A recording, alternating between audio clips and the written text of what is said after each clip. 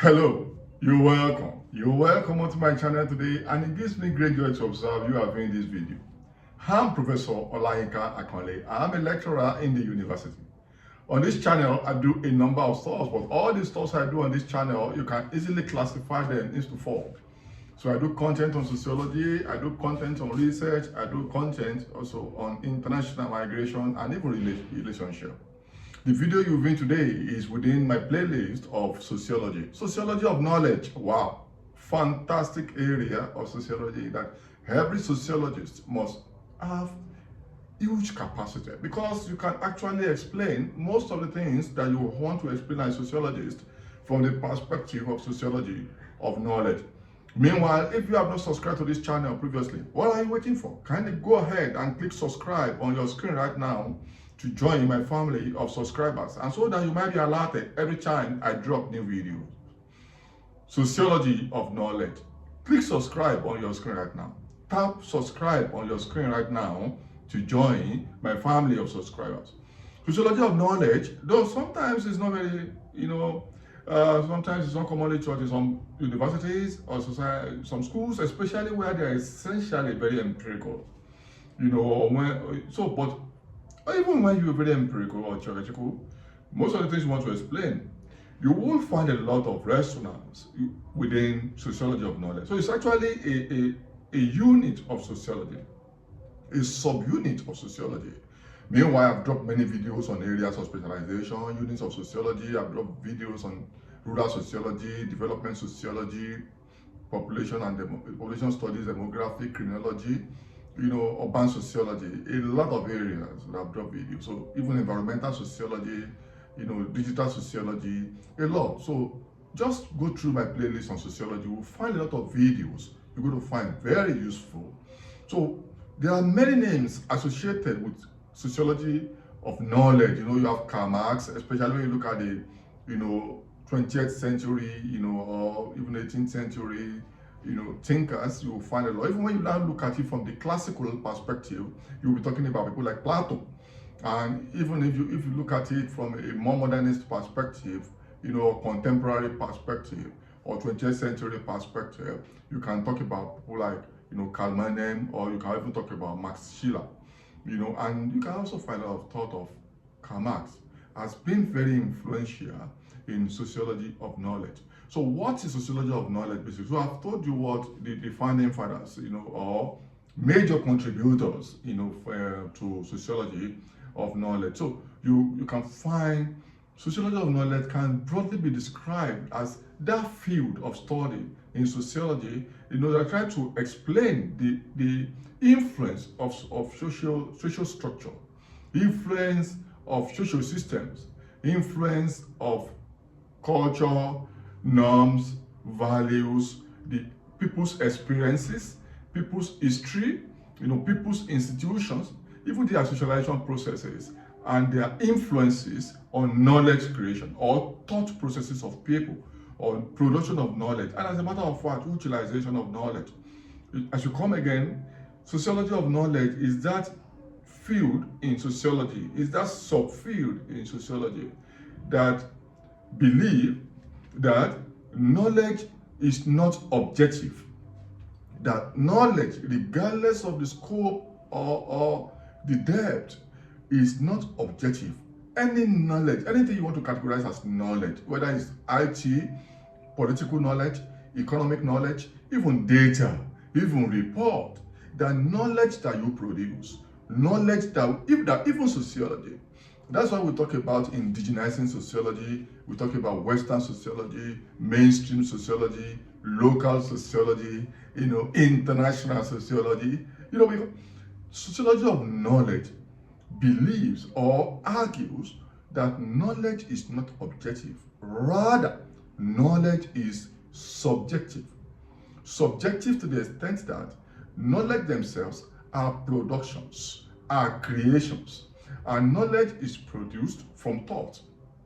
And thought of people, is dependent on the social context from which the knowledge was produced. That's why if you look at theories, if you view my video on best ways to understand theories, I mentioned 5 major ways. And part of what I mentioned was the background, the context of that theory. The context within which the theorist was existing then to produce that knowledge. So for sociology of knowledge, knowledge is not objective but subjective, depending on the social context that shapes the development of the development and nature of that theory. So for you to understand any knowledge and find it very useful, understandable and relevant, you must understand the social context that shapes the development and nature of that theory, because knowledge is a consequence of human experiences, human thoughts, human culture, human systems, human institutions, human socialization processes, human history, values, norms. So it's from this that knowledge is produced. For you to now understand knowledge, you must understand the social system that produced the knowledge, especially from the cultural perspective. So knowledge, you also even have to be able to understand the class dynamics, the cultural specificity, the experiences of the knowledge producer, the experiences of people and groups, individuals, and their implication or their influences in developing that knowledge. That's why we see people say everything is yellow to an individual with yellow fever. Or you see people talk about experiences are the best teachers, or experience is the best teacher. That's just a simple way of describing sociology of knowledge, telling us that people's experiences are very important in what they do and what they believe to be considered as knowledge. That is, social conditions of people have implications for their knowledge production, and social structures, histories, experiences affect people's understanding of social world, and this understanding will ultimately lead to knowledge that will be produced. So knowledge must not be taken hook, line, and sinker as objective without really understanding the social specificity, the social conditions that produce them. Wow, I love this.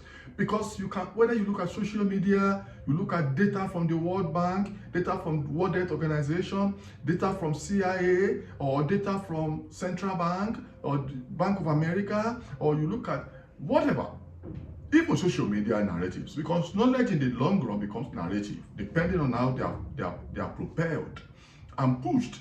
And when you look at the sociology of knowledge, it also tells us to be very careful in understanding knowledge, and that knowledge itself is powerful. Knowledge is power, and the knowledge that is produced and adopted and accepted and pushed for becomes narrative. And once they become narrative, they begin to inform human action. Therefore, what are we supposed to do? Question everything that we consider as knowledge. So what are the key principles of sociology of knowledge? Social construction of knowledge, fundamental, that is, social processes, cultural values, social, I've linked that to social media as we are today. And the knowledge itself is not objective but subjective, and knowledge can produce and reproduce power dynamics, power asymmetry. Knowledge itself shows power. When you see most of the knowledge that is accepted as fact usually comes from certain part of geographies of the world. Some different parts of the world are considered to be custodian producers and custodians of knowledge, while some other parts of the world are considered to be consumers of knowledge. I'm sure you know what I mean. Even whether you talk about technology, media, social and traditional media, it's a function of where are they coming from. If they come from certain part of the world, sometimes they are questioned to extinction. That no, this cannot be relied on. So talk about key principles, talk about social construction of knowledge in terms of social elements. They talk about social foundation of thoughts in terms of knowledge, belief systems, ideologies, and how they are produced. Then you talk about intellectual activities and social life. Now, whatever you call intellectual engagement, intellectual knowledge production, themselves are not essentially intellectual, but they reflect the historical background, existential trajectories or experiences of many of these even intellectuals themselves. So intellectualism is from society, cannot be devoid from society. So you must now begin to understand that when you talk about intellectualism or intellectuals, they are also products of certain social systems, certain belief systems, certain classes, certain structures, certain experiences, and certain history. And this ultimately will also influence the kind of knowledge they produce. And knowledge themselves serves different, knowledge serves different purposes depending on it. So there are phases. We can talk about phases of sociology of knowledge in the sense that you look at how has it developed over time. And that's why I've talked about this a little from my beginning at the level of introduction. When you talk about classical roots of sociology of education, you talk about then at the period of philosopher kings, you talk about people like Plato, when they were talking. So this is the classical foundation. Then you also talk about 20th century development of sociology of knowledge. We begin to talk about people like Karl Marx, Mannheim, and Schiller. So these are the people that leveraged previous elements, different nodes of sociology of knowledge from the perspective of people like Plato. And you can also talk about contemporary, relevance and contemporary utilization and engagement with sociology of education, of knowledge, which is actually what I found very relevant, very useful. Because when I teach some of these things, I don't teach them like history. I also ask the question, why are we interested? And I've shown you this a little. Why we are interested, why I think this is interested, we are interested in this today, is the fact that there's a need for us to take every knowledge that is produced with critical mindset. We should not just be consumers of knowledge. Sociologists should be also producers of knowledge. Sociologists should also try to contribute to knowledge, shape narrative, question narrative, and push narratives. We just say because this knowledge is from so place, is from this certain part of the world, then we can rely on it. Every knowledge that is produced, data that is produced, should be subjected to questioning and critical analysis. And the only way we can also sufficiently do this is to also ask questions within the framework of sociology of knowledge. Where is this knowledge coming from? What are the historical trajectories, class dynamics, class nuances, power structure, power dynamics, institutions, experiences? We can do what I can call meta-analysis of the education, of the knowledge that we're talking about. I have a video on meta-theory on this channel, meta-theorizing, view it. So sociology of knowledge asks us to do meta-analysis of every knowledge that is produced. And you can also link this with falsification. There's a video I dropped recently on falsification. So you can also view. So it's only when we engage critically from the perspective of sociology of knowledge that we can begin to meta-analyze knowledge, so that we can also see if it's possible to falsify those knowledge. Because this is the only way science can advance. So as I've talked about the classical roots, 20th century roots, then contemporary roots, and postmodernism. There's a video on postmodernism on this channel. So, contemporary, we'll talk about the innovation, how innovative is the knowledge, and we'll talk about also this now that technology is shaping the world. Now we're talking about artificial intelligence, social media, we talk about science and innovation, and sociology of knowledge will ask us, sociologists, to be very wary of all of this, even as you use artificial intelligence, as you engage in innovation, as you use social media. The sociology of knowledge will tell you not just to consume this technology, don't just consume this knowledge, also ask questions from this knowledge, so you can be more efficient in using them. For whatever you don't know the purpose or the origin or use, abuse is inevitable. That's what we usually say. It's an axiom in sociology of knowledge. So we must understand the essence, what's the usefulness, and what are the elements that surround this innovation, this science and technology. How do they? And now that's why we're also talking more increasingly about indigenous knowledge system. The indigenous knowledge system is a major output of sociology of knowledge that people should also look. Even when you're talking about science and technology, there are also indigenous knowledge within every society that can be used to produce science and technology, or that can be used to adapt science and technology, since knowledge cannot be detached from the social context that produce them and social context that consume them. So there must be a balance between in the continuum between the extreme right and extreme left, production and consumption of innovation and technology, even data. You know, when you take data from the World Bank, to what, for example, to what extent do you contextualize it? From the IMF, to what extent do you contextualize it?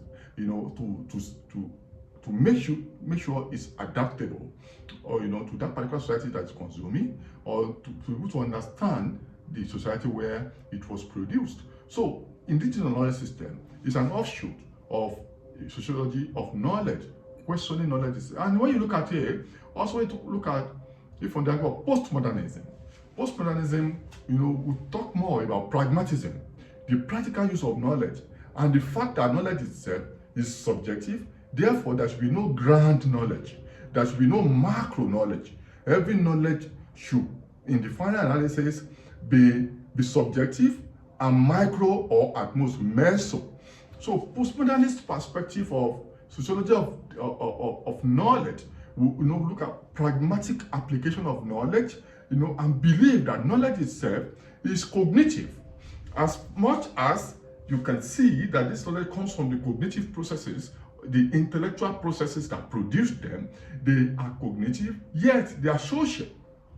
They are produced through processes of interaction, social relations within specific social interactional boundaries.